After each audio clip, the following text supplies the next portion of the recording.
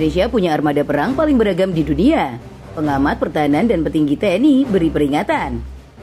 Dikutip dari sundajakarta.com, Indonesia seperti kebanyakan negara terus berupaya memodernisasi kekuatan pertahanannya. Alasan mendasar Indonesia melakukan itu adalah untuk mempersiapkan diri menghadapi situasi yang tidak diinginkan. Namun yang menjadi sorotan adalah bagaimana cara Indonesia memodernisasi alat-alat perangnya. Di saat mayoritas negara berusaha menyederhanakan armada tempurnya, Indonesia malah melakukan hal yang sebaliknya.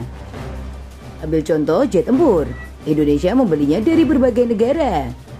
Dimulai dari F-16, jet tempur multiperan asal Amerika yang Indonesia datangkan berdekade-dekade lalu. Pertama kali F-16 mendarat di tanah air adalah pada tahun 1989 melalui sebuah proyek bernama Bima Sena. Melalui program Bima Sena ini, Indonesia membeli 12 unit F-16 besutan General Dynamics atau Lockheed Martin Aircraft System Amerika. Dan sekarang total 23 unit F-16 masih dioperasikan oleh TNI Angkatan Udara. Kemudian jet tempur Sukhoi Rusia Su-27 dan Su-30 yang Indonesia beli saat masa kepemimpinan Presiden kelima Megawati Soekarno Putri. Megawati pernah menceritakan pengalaman pahitnya untuk mendapatkan jet tempur asal Rusia itu. Berlanjut ke KF-21 Boramae, jet tempur masa depan Korsel yang dibangun bersama Indonesia. Ide membangun KF-21 Boramae datang dari Korsel dan Indonesia datang sebagai mitra. Indonesia juga tertarik dengan jet tempur kebanggaan Prancis yaitu Rafale. Bahkan Indonesia memutuskan untuk membeli 42 unit dari jet tempur itu. Melalui kontrak yang disepakati, Dassault Aviation sebagai pembuat Rafale akan mengirim 42 unit jet tempurnya ke Indonesia.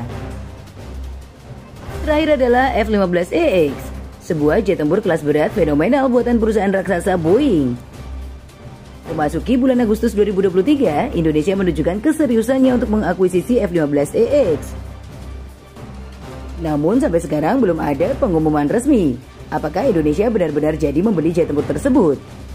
Melihat penjelasan tersebut, wajar jika Indonesia disebut memiliki armada tempur paling beragam di dunia. Namun beragamnya armada tempur Indonesia malah akan membawa dampak buruk ke depannya. Hal itu diterangkan oleh seorang pengamat pertahanan dari S. Rajaratnam School of International Studies, Colin Koh, yang mengatakan bahwa Indonesia menggunakan strategi dua pilar terkait pengadaan alutsista. Dampak buruk menggunakan strategi ini bisa membuat pengeluaran biaya yang selangit. Orang penting TNI pun memberi tanggapan serupa soal cara Indonesia membeli beragam alutsista. Asisten Staf Operasi Panglima Koarmada RI, Laksamana Pertama Heri Triwibowo menekankan bahwa Indonesia jangan sembarangan membeli sebuah produk.